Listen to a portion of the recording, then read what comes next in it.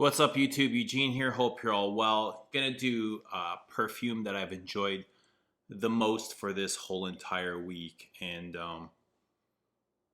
that honor would definitely go to Guerlain Mitsouko, which I've loved so much that I actually wore twice. And this is the EDT concentration in this old golden discontinued canister, and they've replaced these with a newer B bottle style packaging.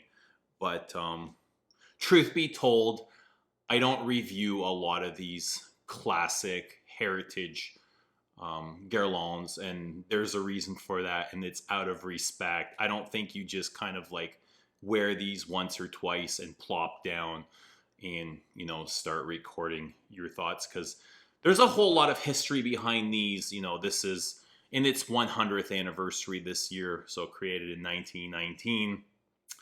And there's more than just, even there's a story to go with the packaging and the bottles. You'll notice that the bottle for Mitsouko and Lure Bleu are, they're the exact same bottles, except for the middle where the decal where it says the name of the perfume. And the reason for that being is just simply back then during the wartime, Guerlain wasn't able to find supplier to manufacture new bottles.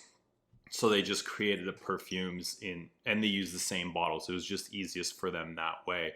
So just kind of things like that, I really want to get into depth and just kind of get the review right. And when I'm ready for that, I'll definitely do it. It's always been a goal of mine to review the classics and the great Guerlains.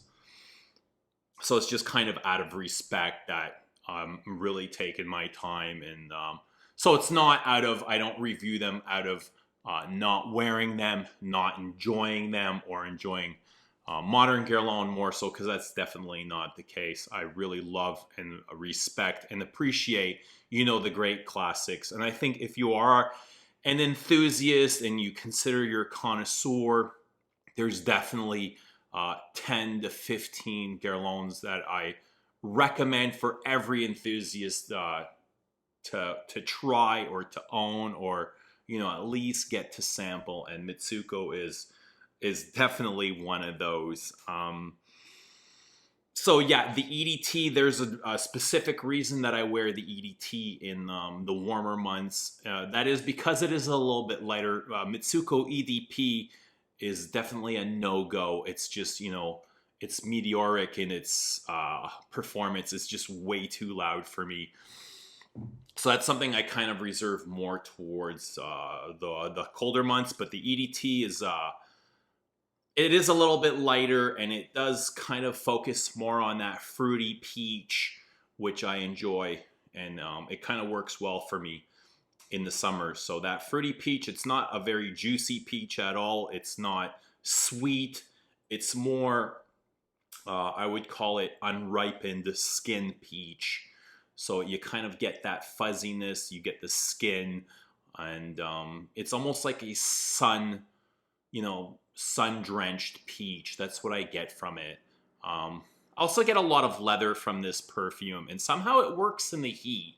It is a lot of dry woods, spices, florals, mosses, and everything's really blended to perfection, where I have a hard time picking up the florals. I have a hard time, wondering what is it that makes up this leather accord. Is it birch tart? Is it florals? And that sort of thing. So, the blending is to perfection.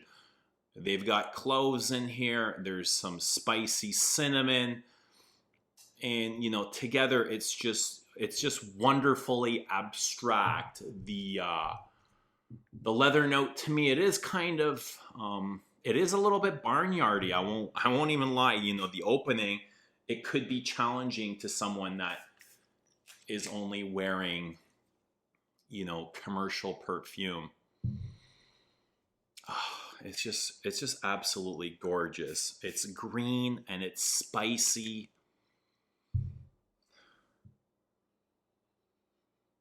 It's very melancholy. The whole time I wear it, it's very moody in the same way that Lure Bleu is. quite somber, almost like, you know, you're thinking you find yourself deep in thought and you're lost in this, you know, these memories. Or even after like a breakup, you know, the way you would feel after a breakup, you're just kind of sitting there and thinking about old times. And that's how I find this Mitsuko and Lure Bleu together. Very melancholy, very somber, you know. It's kind of created, you know, around the dark ages during war. And I'm not sure if that had any, actually Mitsuko was about the war. The story was about the war. Mitsuko was a Japanese lady who kind of seen her two lovers go off to war, the Japanese-Russian war. So it's definitely,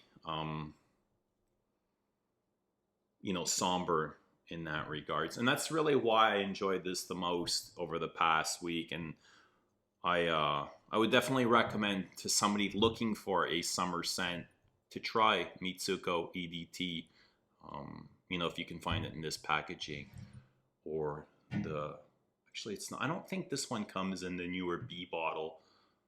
Oh, it doesn't. Absolutely no. It's still Mitsuko's still in the heart shape, upside down heart shaped stopper bottle. I don't know what I was thinking, but they did discontinue the packaging for a lot of these, and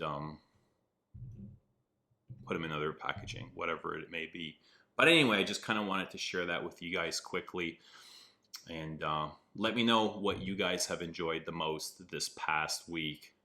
Other than that, we'll see you again soon. Thanks for watching.